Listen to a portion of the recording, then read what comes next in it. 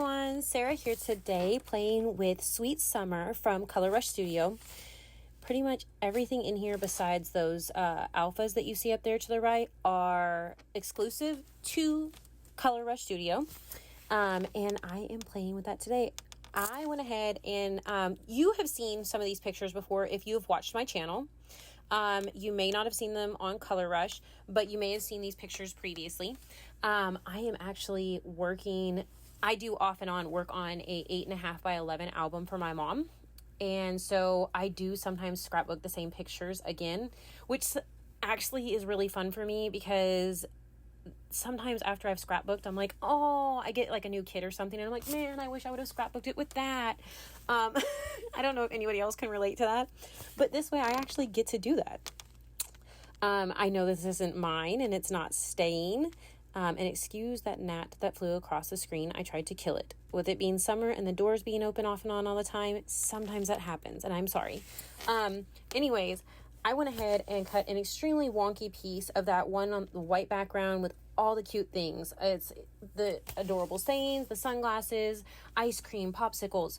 And then I cut a chunk of the yellow to go across the back, so the whole width of the page. And then I also backed my photos with the wood grain one. I made sure not to cut any of the other things that were on the page. So I have all that set to the side, and I went ahead, no pre-planning here. So this is not even mixed media paper, so there will be books set on this overnight. But I went ahead and pulled out some of my chroma mists from my stash, kind of mixed them to get more of the blue that's in the kit. And I went ahead and started just splattering, but it didn't quite work how I wanted. So I just went ahead and started spraying the paper. Like I said, not mixed media paper, so it kind of bowed the paper. But it's okay because, like I said, sitting books on it flattens it out. It's good.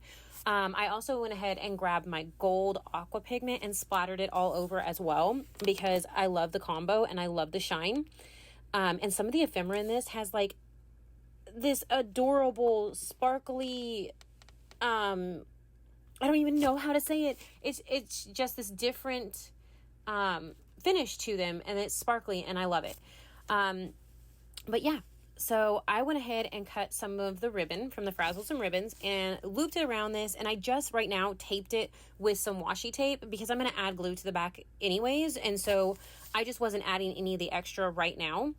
I went ahead and grabbed another piece and chopped it off. And I'm going to tie a little bow over here to the side. I'll trim that in so it's kind of even with the other.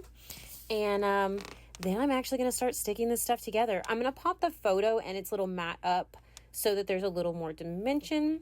And I'll go ahead and grab my glue. I have these things. There's like a pegboard in front of me. And so I have a place where I can just reach up and grab my glue off of this little stand. Fantastic. So easy. I kind of put that all together and sat it down where I wanted. And then I started pulling the ephemera.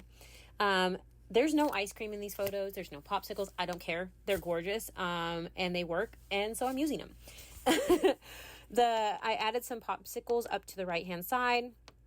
They actually, in the ephemera pack, there's two of these, of the Life is Better and flip-flops. One has the iridescent sparkly stuff on it, and then the other one does not. I chose the one that does not for this one. I also grabbed some of the wood veneers, the cute little flip-flops, since I had the pink flip-flops up top by the photo. And then I just grabbed another piece of this yellow, the patterned circle yellow cardstock there. And added that down at the bottom just so that there was a pop of color, that it wasn't just, plain.